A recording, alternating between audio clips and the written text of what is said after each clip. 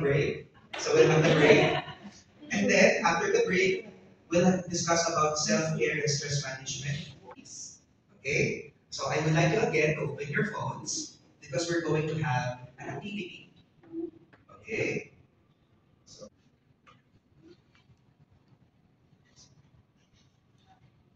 again, okay? So, what's the first thing that comes out of your mind?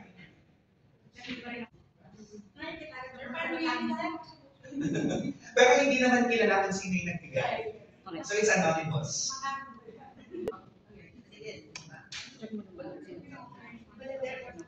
Okay, naganda ito na lang. Sir, iPhone na lang. Okay. Hi.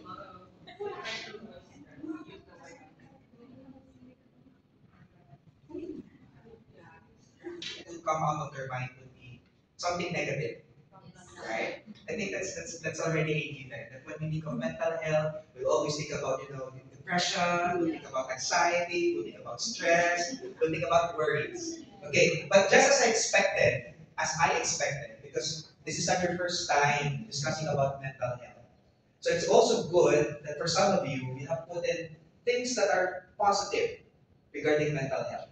Okay? Because mental health is not only something related to the negative, but mental health will also be actually the actual definition of mental health is something that is positive. And later on we will go to that.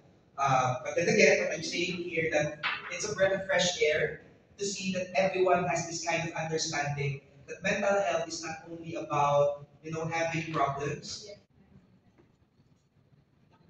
Is it a fact or a fiction? Okay, so people with mental health conditions are not always violent. Yeah. Okay, because for people with mental health conditions, they still have the tendency, to control their behavior. So violence is not always a manifestation of their, what they're feeling or what they're thinking. So it is a myth. How about the second people who haven't decided yet? Please make up your mind. To try to explain it even more, when we talk about mental health and its causes, let us remember that there are various causes to the mental health situation of a person. It's not only because of a person's weakness, personality weakness, but there are also other factors, for example, biological. Okay? Because when we speak of mental health, we have these predispositions. For example, your parents or your grandparents, they have mental health conditions, for example, depression. And depression is something that is hereditary. So it's not because of your personal weakness, but because you are predisposed to have it. Okay? And when we call it personal weakness, character flaws, we call it precipitating factors. Okay? For example, you have experienced loss, you have experienced a breakup, a heartache, okay? And then you have very poor coping skills, okay? So what will happen now is that you might develop mental health conditions. But, Ate said, depends, it depends. Because the same situation, for example, the two of you have breakups, okay? The other person might not take it very well because of very poor.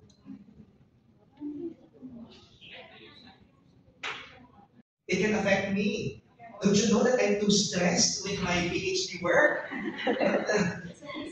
I'm taking sleeping pills because I'm finding it difficult to sleep. So, is it a fact or a myth? If they want to talk in the telephone like that, we can give them advice so we can help them. And if they get what you said to them, it's a good feeling that you help other people. Okay, thank you very much. We do self-help, but if we find self-help not helping, then we can ask for help from others through therapy. Okay, so very good. So, table, anyone? Is it a fact or a myth? Why? Why? For me, it's mean because you can help a person if you addressing her issue, by talk to her, and you can advise her what to do or where to do. Okay, thank you very much. And the answer is myth. And that is the very reason why you are here, right? The reason why you're here is that you're being trained to be able to help a person with mental health issues. Okay? I saw the character development, okay, from question number 2, which was a letdown, but you were able to, get yourself back, no? And I saw understanding of mental health. Okay. Now let me go back to my presentation. Okay. So going back, again, this is just a review. Okay, this is just a review. So when we speak of mental health, especially a while ago when I asked you about your thoughts in mental health. So basically, the World Health Organization defines mental health as a state of well-being. Okay? And when we speak of well-being, okay, well-being as a whole, it encompasses different aspects of our lives. So when we talk about well-being, it includes not only our emotional, our physical, our mental, our social well-being, but also it includes aspects such as our spiritual well-being, our financial well-being, our environmental well-being, and our intellectual well-being. Okay? That is why if one aspect of our well-being is being compromised, you'd expect that you'd experience some mental health challenges. Right? That differs from people to people. As I've said, would you even realize that I've experienced some mental issues right now, mental health issues right now? At first glance, no, right?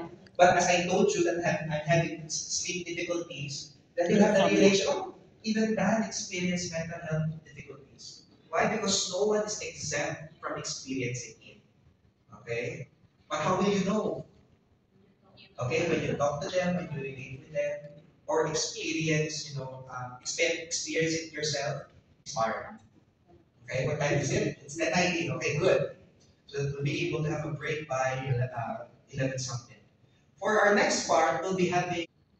Okay, now for the group activity, I would like you to answer some questions, and I'll give you some time to do this, around 15 to 20 minutes.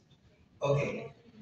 So for group one, I would like you to answer question number 1. Question number 1.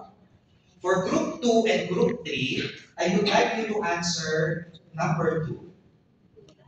And then for group 3, group 4, sorry, I would like you to answer question number 3. Gawin isang bagsak mo ang number 1. Okay, let's begin. Very good. Okay, now, given that a foreign domestic helper experiences difficulties with the employer or having family problems or having financial difficulties, how do you think those problems will affect a domestic helper's mental health? Yes. Sige, okay. So it's related to a family problem. Sige. So, sige, how did it affected how did you feel? Sad, gano'n.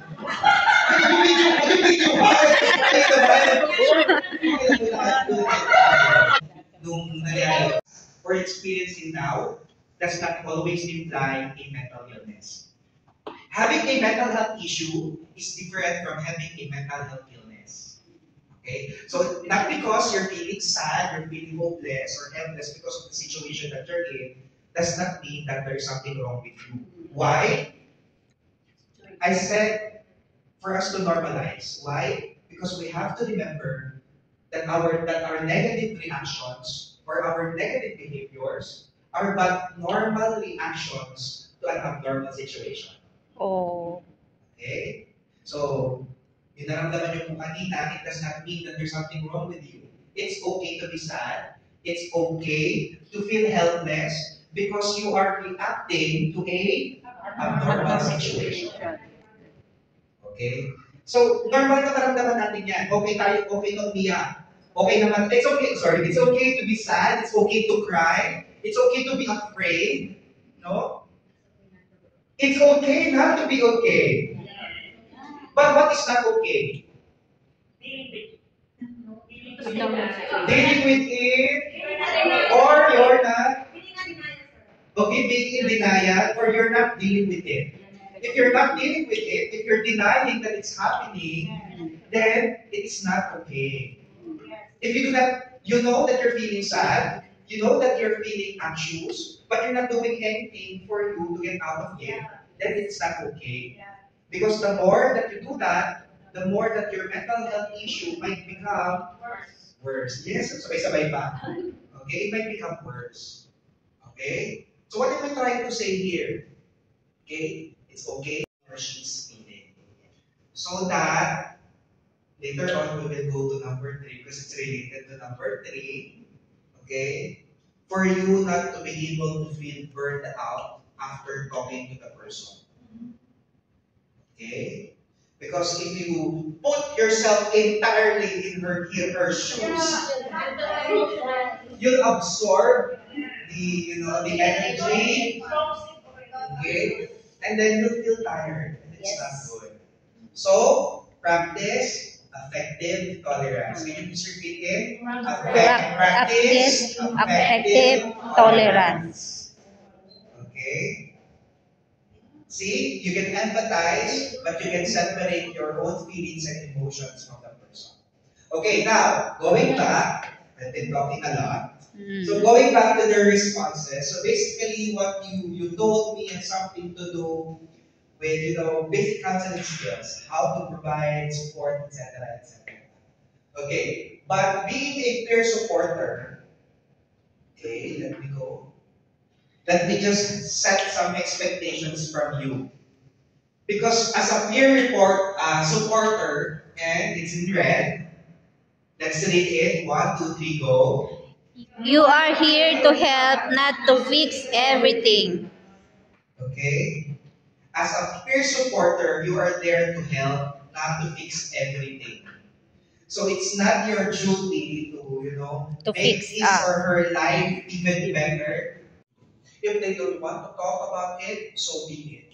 If they don't want to talk now, so be it. Okay? If they tell you, I want some space right now, give them that space. Can we talk about it tomorrow? Yes. We can talk about it tomorrow.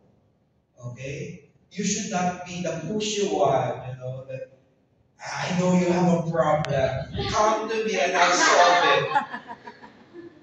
Again, you are a peer supporter. You give support. Okay?